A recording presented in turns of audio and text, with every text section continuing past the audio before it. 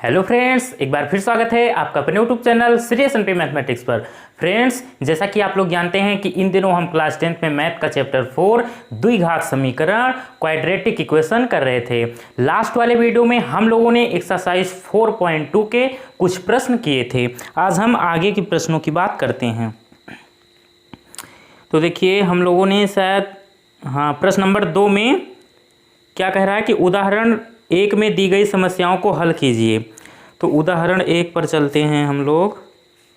उदाहरण नंबर 1 ये है पेज नंबर आपका 79 पे। एनसीईआरटी में बुक 79 नंबर पेज पे है उदाहरण नंबर 1। तो इसमें हम लोगों ने 2 पार्ट हैं। फर्स्ट पार्ट हम लोगों ने कर लिया था, इसमें सेकेंड पार्ट हम लोग आज करेंगे। ठीक है। तो एक्सरसाइज में कह क्या रहा है कि जो उदाहरण नंबर 1 है उसमें जो दी गई समस्याएं हैं उनको हमें हल करना है। ठीक, तो आइए हम लोग करते हैं। क्वेश्चन देखिए, स्लाइड पे आप लोग को दिख रहा होगा। देखिए भाई, लैंग्वेज वाले क्वेश्चन को आप पढ़िए ज़रूर। जब तक आप पढ़ोगे नहीं 2-3 बार तब तक समझ में आएगा नहीं। इसीलिए हम यहाँ पर आपको दिखा देते हैं, स्लाइड पे आप लोग के लिए लगा देते हैं क्वेश्चन। ठीक है, सुंदर लगने के लिए नहीं लगाते हैं, आप लोग के लिए लगाते हैं ताकि आप पढ़ो उसे। बहुत मेहनत पड़ती है भाई, फ़ोटो क्लिक करो, क्रॉप करो, एडिट करके लगाओ, और आप लोग हल्के में ले रहे हो, समझ रहे हो, सुंदर लगने के लिए लगा रहे हैं सर। तो आप क्वेश्चन पढ़िए ज़रूर। जब तक पढ़ोगे नहीं तब तक बढ़ोगे नहीं। ठीक है, तो आइए देखते हैं। कह रहा है ये प्रश्न कि एक कुटीर उद्योग है, कोई जैसे कोई मान लो कारखाना है।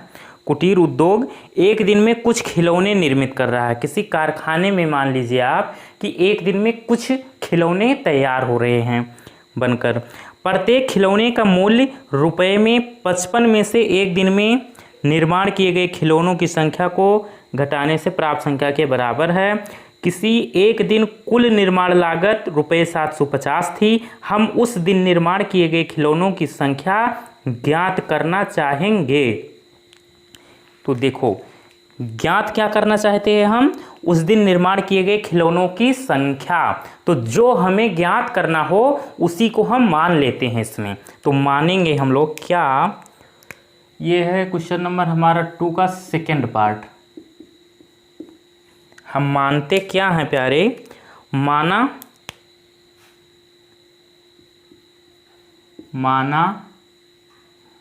एक दिन में निर्मित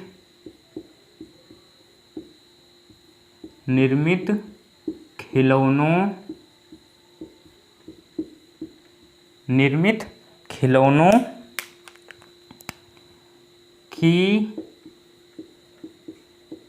संख्या बराबर x। ये हमने माना है कि एक दिन में उस कारखाने में कितने x खिलौने बनके तैयार हो रहे हैं। अब आगे देखो, एक कुटीर उद्योग एक दिन में कुछ खिलौने निर्मित करता है। कुछ खिलौने, कितने खिलौने हम नहीं जानते, कुछ खिलौने।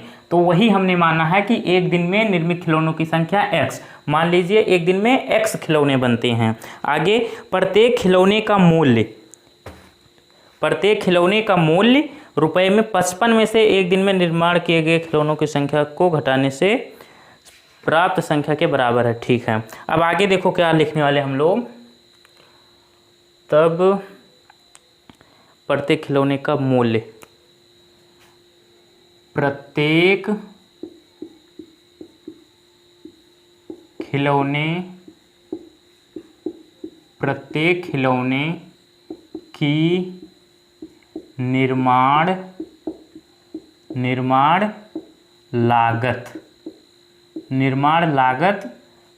देखो, निर्माण लागत मतलब प्रत्येक खिलौना, मतलब एक खिलौने को निर्माण करने में कितने रुपए लग रहे हैं वो कह रहा हूं मैं, कि प्रत्येक खिलौने की निर्माण लागत, एक खिलौने को तैयार करने में कितना खर्चा लग रहा है। तो प्रत्येक खिलौने का मूल्य, वही चाहे प्रत्येक खिलौने का मूल्य कह दो या प्रत्येक खिलौने की निर्माण लागत कह दो। प्रत्येक खिलौने की निर्माण लागत कितना, 55 में से पढ़ो, 55 में से आगे क्या कह रहा है, एक दिन में निर्माण किए गए खिलौनों की संख्या को घटाने से प्राप्त संख्या के बराबर है। एक दिन में निर्मित खिलौनों की संख्या को घटाओ तो प्रत्येक खिलौने का जो है निर्माण लागत हमें पता चल जाएगा। तो 55 में से एक दिन में निर्मित खिलौनों की संख्या को घटाओ, कितना, x को घटाएंगे हम। तो ये क्या है, 55 माइनस एक्स क्या है, ये प्रत्येक खिलौने की निर्माण लागत है।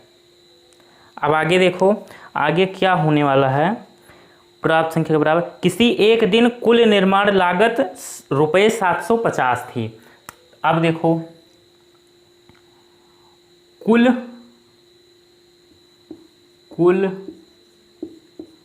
निर्माण लागत, कुल निर्माण लागत हम कैसे ज्ञात करेंगे, नहीं सुनो, कुल निर्माण लागत कैसे ज्ञात किया जाता है ये देखो। कुल निर्माण लागत जो है, कुल लागत, इसको हम कैसे ज्ञात करते हैं, इधर देखो। कुल लागत जो है, अगर हमें एक खिलौने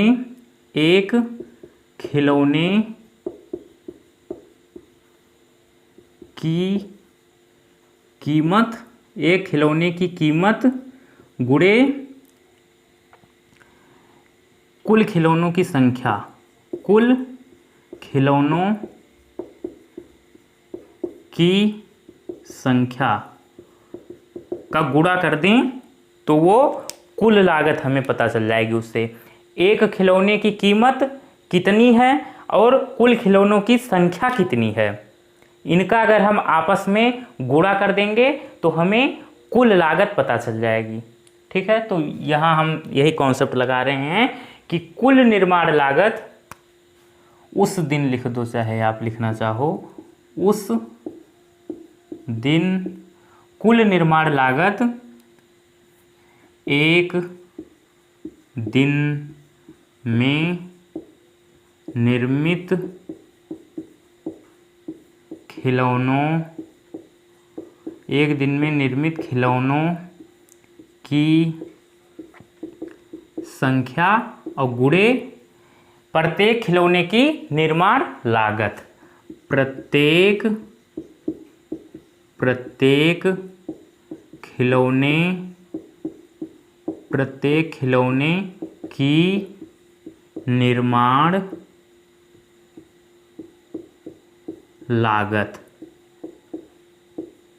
ठीक है, तो उस दिन कुल निर्माण लागत ये दे रखा है आपके प्रश्न में, प्रश्न पढ़िए, 750, कितनी, 750 है, बराबर एक दिन में निर्मित खिलौनों की संख्या कितनी, ये हमने माना है कि x, कितनी, x इंटू प्रत्येक खिलौने की निर्माण लागत, प्रत्येक खिलौने की निर्माण लागत 55 माइनस एक्स, 55 माइनस का x।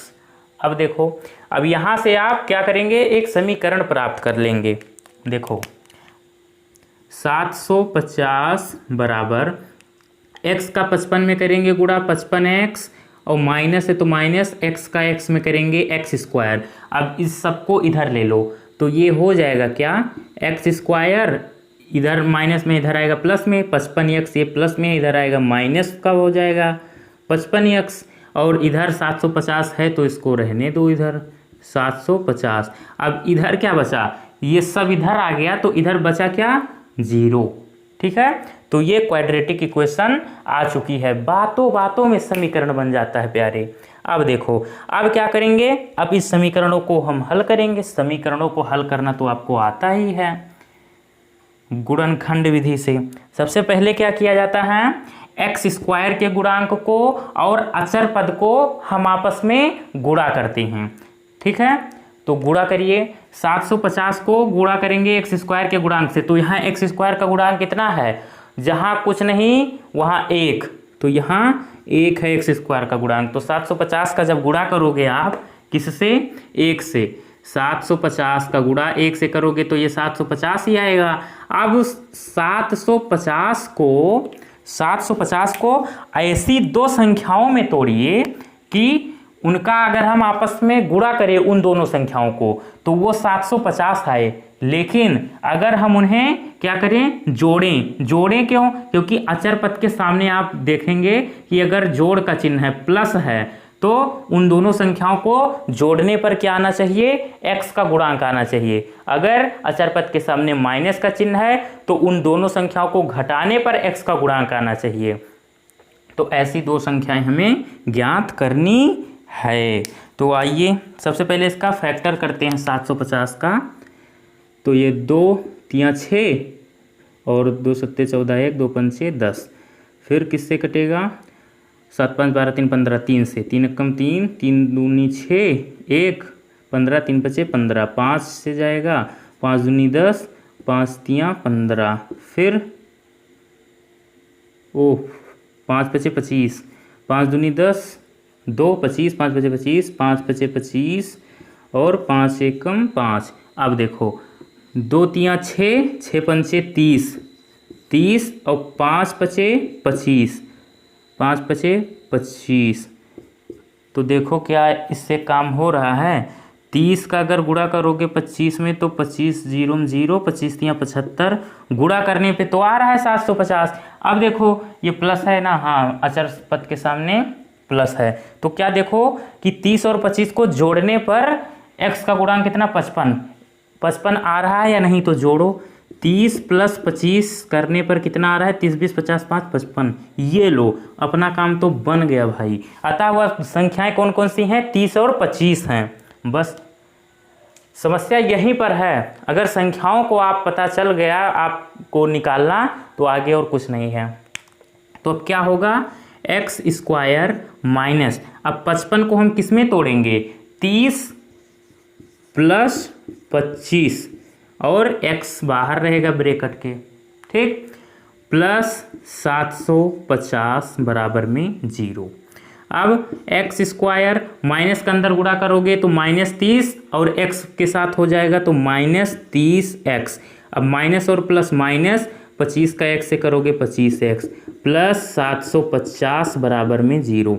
अब कॉमन ले लो, तो कॉमन क्या दिख रहा है यहाँ पे, x दिख रहा है कॉमन, तो ले लो। तो x² है यहाँ पे, x² और एक x हमने कॉमन ले लिया तो बचेगा केवल x, और माइनस का यहाँ क्या बचेगा 30, x कॉमन जा चुका है। अब यहाँ पे क्या कॉमन हो सकता है, तो सर यहाँ पे कॉमन हो सकता है माइनस का 25, क्या माइनस का 25। तो बचेगा क्या, एक यहाँ से 25 कॉमन हो गया तो यहाँ बचेगा x, और ये प्लस है तो अब ये माइनस हो जाएगा क्योंकि हमने माइनस कॉमन ले लिया है, ठीक है। तो अंदर अब ब्रैकेट में माइनस का हो जाएगा। अब 25 का गुणा जब 30 में करेंगे तो ये 750 के बराबर आएगा। आप चेक कर लो गुणा करके। अब देखो अब क्या कॉमन होगा, अब फिर से x - 30 कॉमन होगा। यहाँ पर देखना आप क्या कि दोनों ब्रैकेट एक जैसे आ रहे हैं, अगर एक जैसे आ रहे हैं तब तो सही है, अगर ब्रैकेट में जो वैल्यू है वो एक जैसी नहीं आएंगी तब आपका क्वेश्चन गलत हो गया है कहीं पर, ठीक है। तो x - 30 एक जैसे हैं, इसका मतलब सही है हमारा क्वेश्चन। आप कॉमन ले लीजिए क्या, x - 30। तो ये जब कॉमन हो गया यहाँ से तो बचा क्या, केवल और केवल x बचा यहाँ पर। अब ये माइनस, अब यहाँ से भी ये कॉमन आ चुका है x - 30, तो यहाँ पर क्या बचेगा, ये बचेगा 25 बराबर में 0, ठीक है। अब देखो ये ब्रैकेट में कर लो। इसके बाद में क्या काम रहता है, इसके बाद में यहाँ तक पहुँचे उसके बाद सारा काम खत्म। आपको केवल यही बात याद रखनी है कि दोनों ब्रैकेटों में बारी बारी से एक एक ब्रैकेट के बराबर में 0 लेना है। तो जब x - 30 बराबर 0 लेंगे तो x बराबर कितना हो जाएगा, 30 हो जाएगा, कितना 30।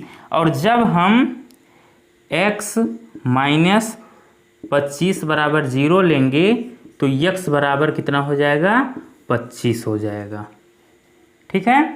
बस काम खत्म हमारा।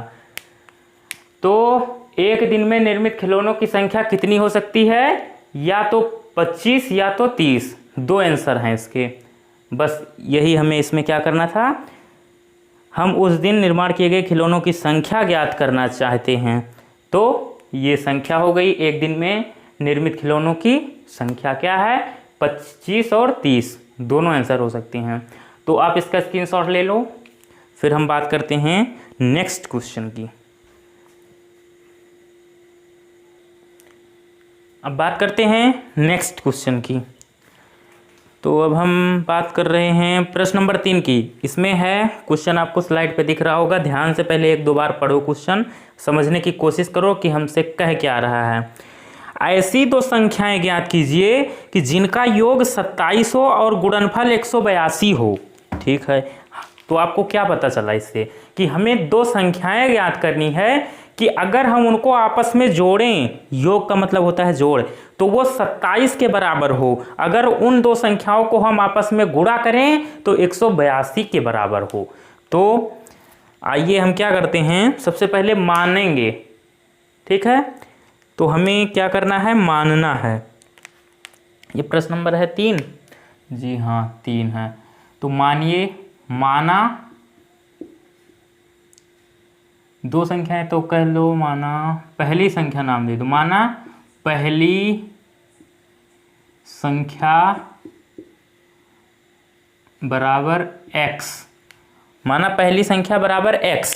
तब दूसरी संख्या क्या होगी? देखो प्यारे ध्यान से, यहां से बहुत बड़ा लॉजिक है यहां पर। तब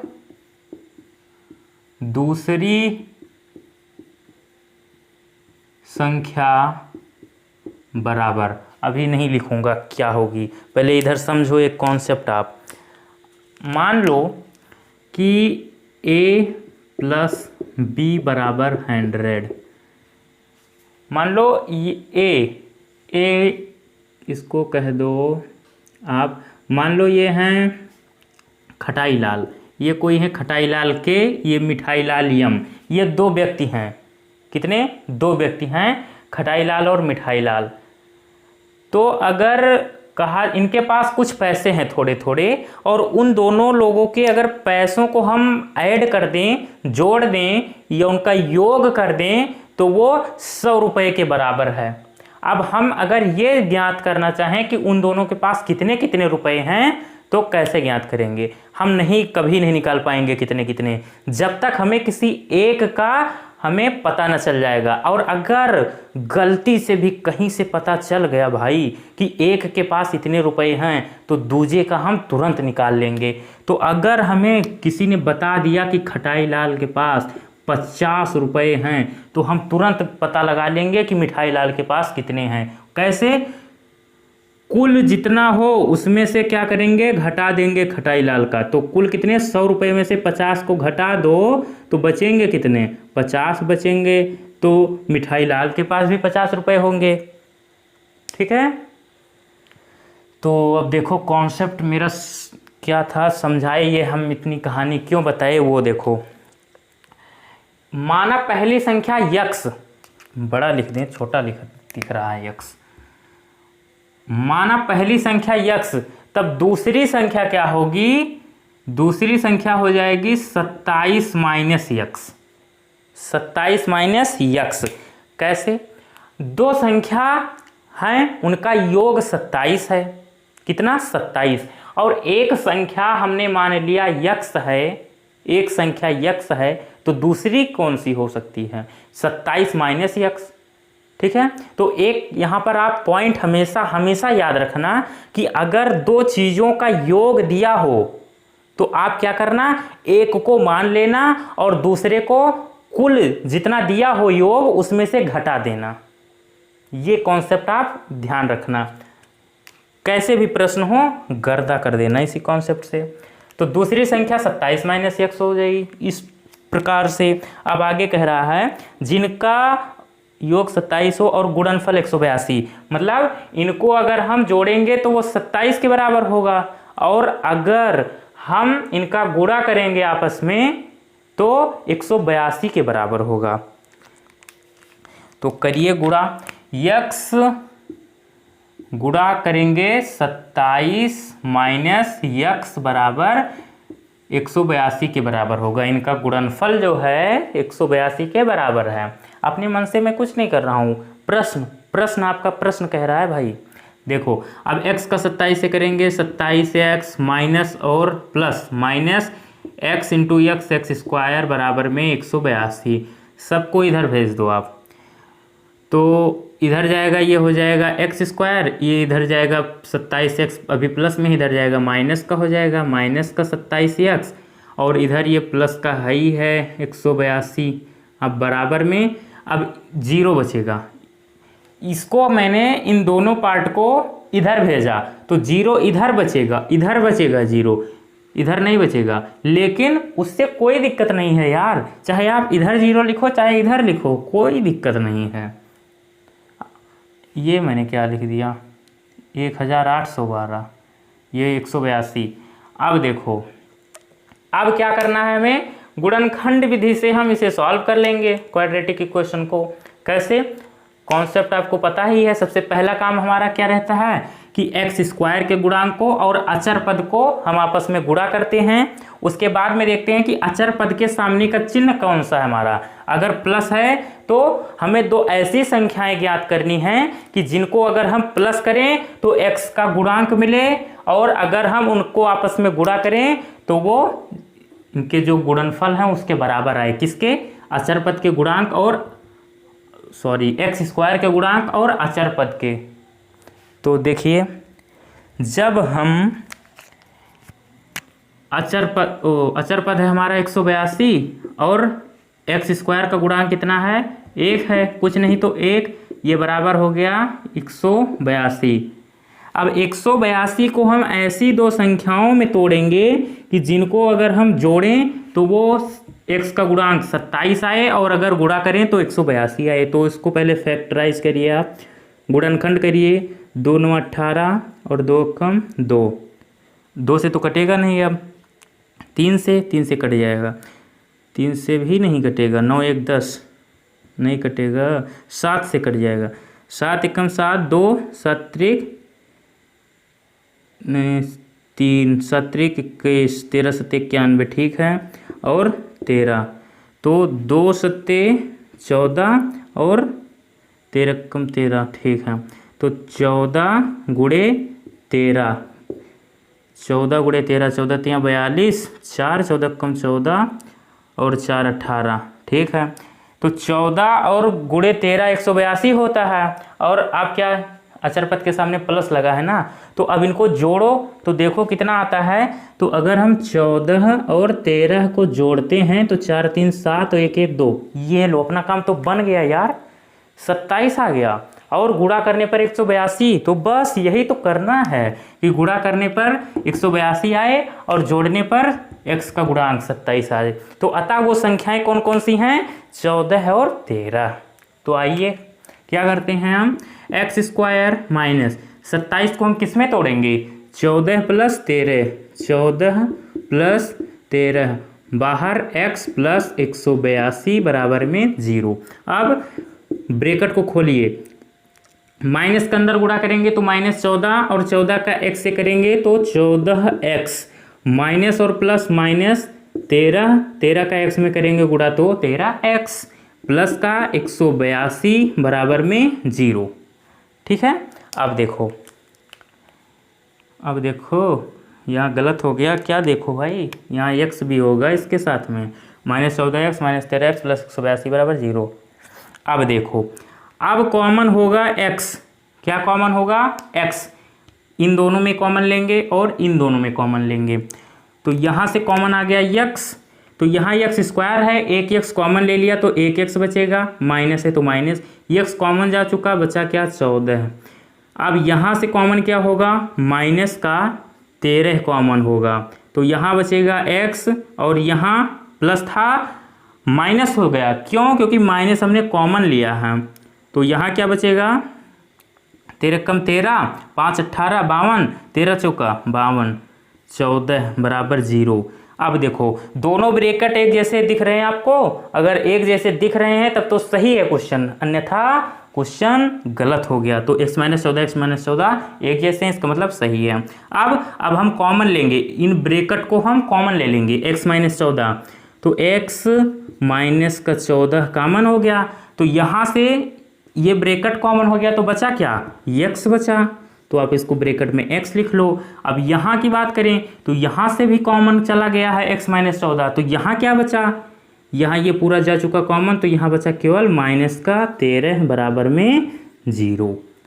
बस काम खत्म। अब इसके बाद में क्या करना रहता है, इन जो दो ब्रैकेट आए हुए हैं बारी बारी से हमें दोनों के बराबर में 0 रख के पक्षांतर करके x का मान निकाल लेना रहता है। ठीक है, वीडियो को लाइक नहीं किया है अभी तक तो लाइक कर दीजिए, और जो लोग पहली बार चैनल पर आए हैं वो चैनल को सब्सक्राइब कर लेंगे और बेल आइकन को ऑन करके, बेल आइकन को दबा करके, और तब आगे कुछ करेंगे। अब देखो अब होने क्या वाला है, x माइनस 14 है, तो x माइनस 14 को पकड़ो, x माइनस 14 बराबर कर दो 0। ठीक, अब x बराबर 14 का इधर भेजोगे तो ये प्लस का 14 हो जाएगा। अब x माइनस 13, x माइनस का 13 है, इसके भी बराबर में 0 रखो, 0, तो x बराबर 13। ठीक, तो क्या हुआ, वो संख्याएं कौन कौन सी हैं, 13 है और 14 है।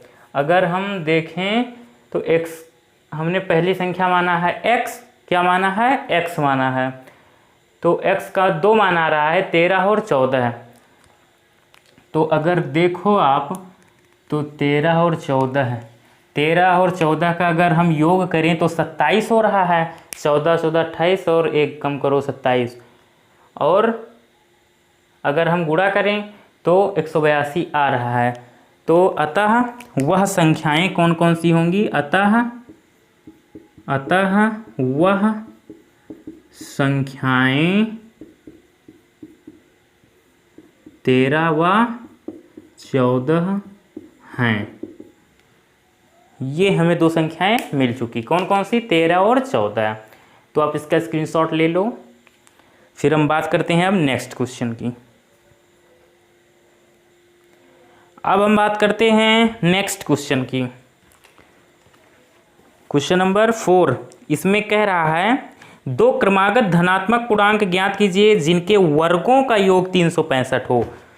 तो मैंने एक प्रश्न में आपको बताया था कि क्रमागत धनात्मक पूर्णांक क्या होते हैं। क्रमागत देखो, क्रमागत क्रम से एक के बाद एक के बाद एक, जैसे 11 के बाद 12 के बाद 13, 13 के बाद 14, ये क्रम से संख्याएं हैं। ठीक है, क्रम आगत एक के बाद एक, तो ये होता है क्रमागत। समझ में आया। अब दो क्रमागत धनात्मक पूर्णांक, तो हम मानेंगे, माना दो क्रमागत धनात्मक पूर्णांक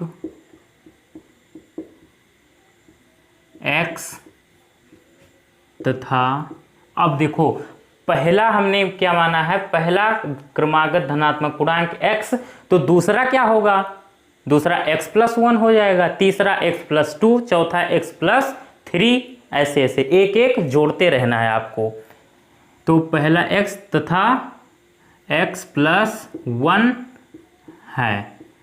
माना दो क्रमागत पूर्णांक x तथा x+1 हैं। ठीक है, अब देखो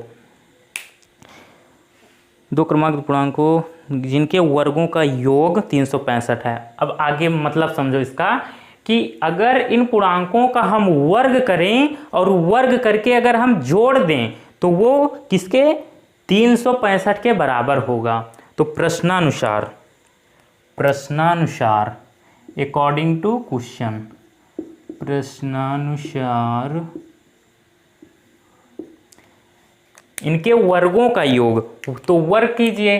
पहला पूर्णांक क्या है हमारा x, तो इसका वर्ग करेंगे, और दूसरा है x प्लस 1, तो इसका भी वर्ग करेंगे।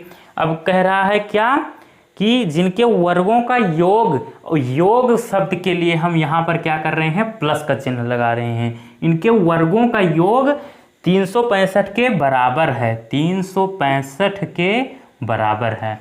तो ये है ओवरऑल कॉन्सेप्ट इस क्वेश्चन का। तो करिए वर्ग, ये हो गया एक्स स्क्वायर प्लस, अब यहाँ पर फॉर्मूला आपको आना चाहिए ए प्लस बी का होल स्क्वायर का। अगर नहीं आता तो ये मैं लिख दे रहा हूँ, आपको याद कर लेना है। ए प्लस बी का होल स्क्वायर होता है A square plus B square plus 2ab। ये फॉर्मूला आपको आना चाहिए। तो ए प्लस बी के होल स्क्वायर से खोलिए, इसे आप मान लो ए और इसे मान लो आप बी। मैं लिख दे रहा हूं, इसको मान ले रहे हैं हम ए और इसको मान ले रहे हैं हम बी, ठीक है। तो A square, A square, A square मतलब एक्स का square plus B square, B मतलब 1 का स्क्वायर प्लस 2 इंटू ए क्या है x इंटू बी क्या है 1 इज इक्वल्स टू 365। ठीक है, इस ब्रैकेट को हमने ए प्लस बी के होल स्क्वायर के फॉर्मूले से खोला है अभी। अब आगे देखो, एक्स स्क्वायर प्लस ये हो जाएगा एक्स स्क्वायर प्लस 1 का square 1 plus 2 into x 2x का 1 में करेंगे तो 2x इज इक्वल्स टू 365। अब देखो ये एक्स स्क्वायर जुड़ जाएगा, 2x स्क्वायर हो जाएगा, 2x square plus 2x plus ये 1, इसको इधर ले लो तो ये हो जाएगा माइनस 365 बराबर 0। अब देखो अब क्या करेंगे हम, 2x स्क्वायर प्लस 2x, ये माइनस 365 है, ये प्लस 1, तो चिन्ह विपरीत है तो क्या होगा, घट जाएगा। चिन्ह किसका लगेगा, जो संख्या बड़ी होगी, तो संख्या ये बड़ी है, चिन्ह इसके सामने वाला लगाएंगे लेकिन घट जाएगा। 365 में 1 घटेगा, बचेगा 364 बराबर 0।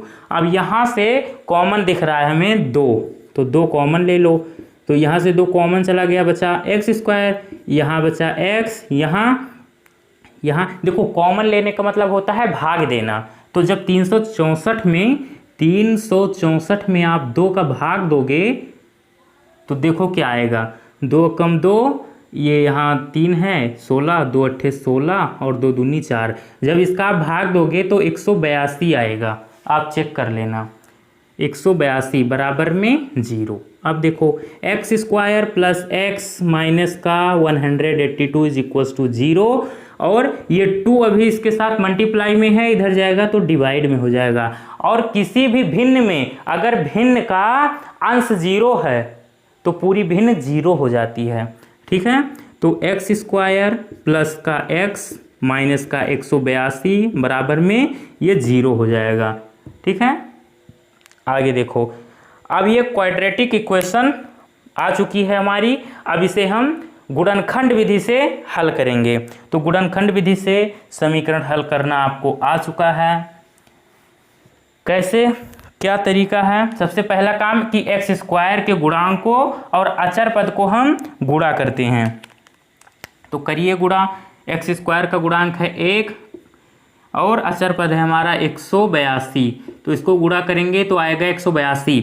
अब 182 को हम ऐसी तो संख्याओं में तोड़ेंगे कि जिन्हें अगर हम गुणा करें आपस में, उन दोनों संख्याओं का अगर हम आपस में गुणा करें तो वो 182 आए, और अगर हम उन्हें जोड़ें या घटाएं तो x का गुणांक आना चाहिए। x का गुणांक कितना है, 1, कुछ नहीं तो मतलब 1। अब देखो जोड़ें या घटाएं, इसके लिए क्या तरीका है, कैसे पहचाने कि हम उन संख्याओं को जोड़ें तब x का गुणांक आए या घटाएं तब x का गुणांक आए। तो उसके लिए क्या करना है, कुछ नहीं करना है, आपको अचर पद के सामने देखना है कि चिन्ह माइनस का लगा है या प्लस का। तो अचर पद हमारा 182 है, इसके सामने चिन्ह लगा है माइनस का, तो अतः वो जो दो संख्याएं होंगी ना, उन्हें जब हम माइनस करें कंडीशन क्या फॉलो होनी चाहिए कि उन दो संख्याओं को माइनस करने पर x का गुणांक आना चाहिए। तो अतः वो दो संख्याएं ऐसी संख्या होंगी कि जिनको अगर हम आपस में गुणा कर देंगे तो 182 आ जाएगा, अगर उन संख्याओं को आपस में घटा देंगे तो 1 आ जाएगा। तो आइए क्या करते हैं, हम 182 का गुणनखंड करते हैं। करिए, 2 से कटेगा 2 9 18, 2 अक्कम 2, फिर 7 से कटेगा 7 अक्कम 7 और 13, और ये 13, तो 7 दूनी 14 और 13, तो 14 और 14 में से अगर 13 को घटाएंगे तो 1 आ जाएगा। ठीक है, फर्स्ट कंडीशन तो फॉलो कर रही है। अब सेकेंड कंडीशन फॉलो करनी चाहिए कि इनका अगर गुणा करें तो 182 आना चाहिए। तो करिए गुणा, 14 3 42, 2 14 कम 14 और 4 18, 182। तो बस पता चल गया। अतः वो संख्याएं कौन कौन सी हैं, 14 और 13। तो करिए अब क्या होगा, यहाँ पे एक्स स्क्वायर प्लस में यहाँ पर 14 माइनस 13 और ब्रैकेट के बाहर x माइनस का 182 बराबर में 0। अब क्या होगा, ब्रैकेट को खोलना है, एक्स स्क्वायर प्लस का 14 का x में करेंगे 14x, माइनस है माइनस 13 का x में करेंगे गुणा तो 13x, माइनस का 182 बराबर में 0। अब क्या होगा, अब यहाँ पर हम कॉमन लेंगे, तो कॉमन लीजिए, यहाँ से कॉमन क्या आएगा, x आएगा कॉमन। तो यहाँ एक्स स्क्वायर है, एक x कॉमन चला गया तो बचा क्या, x बचा, प्लस अब यहाँ से x कॉमन चला गया, यहाँ बचा 14 माइनस, यहाँ से क्या कॉमन आएगा, यहाँ से 13 कॉमन आएगा। अब यहाँ बचा x क्योंकि 13 कॉमन चला गया। अब देखो यहाँ पर माइनस हमने कॉमन ले लिया है तो यहाँ माइनस की बजाय क्या प्लस हो जाएगा। ठीक है, अब देखो 13 का अगर भाग दोगे 182 में तो 14 बार जाएगा बराबर में 0। अब देखो ब्रैकेट एक जैसे आने चाहिए, यहाँ तक पहुँचने के बाद में आप देखेंगे ब्रैकेट अगर एक जैसे हैं तब तो हमारा प्रश्न सही है, अन्यथा हम लोग कहीं पे गलती कर चुके हैं। आगे देखो, अब यहाँ पर कॉमन फिर से लेना है। कॉमन क्या दिख रहा है, यहाँ पर आप कॉमन क्या ले सकते हैं, x प्लस 14, तो x प्लस 14 है, आप कॉमन लीजिए x प्लस 14। तो जब यहाँ से x प्लस 14 कॉमन हो जाएगा तो यहाँ पर क्या बचेगा, केवल x बचेगा, और माइनस है माइनस लगा लो, तो यहाँ x प्लस 14 यहाँ से भी कॉमन चला गया तो बचा क्या, केवल 13 बचा है और बराबर में 0। अब देखो इसके बाद में लास्ट स्टेप क्या है कि दो ब्रैकेट आएंगे और क्या करना है, बारी बारी से एक ब्रैकेट के बराबर में 0, फिर दूसरे ब्रैकेट के बराबर में 0 पक्षांतर करके x का मान निकाल लेना है। तो क्या करेंगे, x प्लस 14 बराबर 0, तो x बराबर माइनस का 14, अब x माइनस का 13 बराबर 0, तो x बराबर 13। ठीक है, तो देखो इधर देखो, यहाँ पर आप क्या देखेंगे कि एक तो आ रही है x की संख्या x बराबर -14 और एक आ रहा है x बराबर 13। प्रश्न में बात किया है कि दो क्रमागत धनात्मक पूर्णांक ज्ञात कीजिए। क्रमागत धनात्मक पूर्णांक, लेकिन ये क्या है, ये तो ऋणात्मक पूर्णांक है, तो ये तो आंसर कभी हो ही नहीं सकता, कभी नहीं हो सकता। ठीक, तो इसका फाइनल आंसर क्या है, 13। अतः पहली जो धनात्मक पूर्णांक है वो 13 है, और दूसरी क्या हो जाएगी, अगर पहली 13 तो उसके बाद वाली क्रमागत धनात्मक पूर्णांक 13 प्लस 1 14। तो अतः आप यहाँ लिख दीजिए, अतः दो क्रमागत धनात्मक पूर्णांक 13 व 14 हैं। बस इतना ही करना था आपको इस प्रश्न में। ये माइनस नहीं होगा, क्यों, ये आंसर क्यों नहीं हो सकता, क्योंकि प्रश्न में कहा है कि धनात्मक पूर्णांक और ये -14 है, ये ऋणात्मक पूर्णांक है प्यारे, इसलिए, और ये धनात्मक है तो इसलिए केवल यही आंसर होगा इसका 13। और अगर पहली धनात्मक पूर्णांक 13 है तो क्रमागत उसके अगली वाली संख्या 14 होगी। तो ये हमारा फाइनल आंसर है। तो आप इसका स्क्रीनशॉट ले लो या वीडियो को रोक करके नोट कर लो। आप खुद भी इसकी प्रैक्टिस करना, ये नहीं कि वीडियो को देख करके बस हो गया, आप स्वयं भी लगाएंगे ये क्वेश्चन। ले लिया? तो फ्रेंड्स, आज के वीडियो आप लोग को कैसा लगा? अगर अच्छा लगा हो तो प्लीज़ लाइक कीजिए, और अगर पहली बार हमारे चैनल पर आए तो प्लीज़ चैनल को सब्सक्राइब जरूर करिएगा।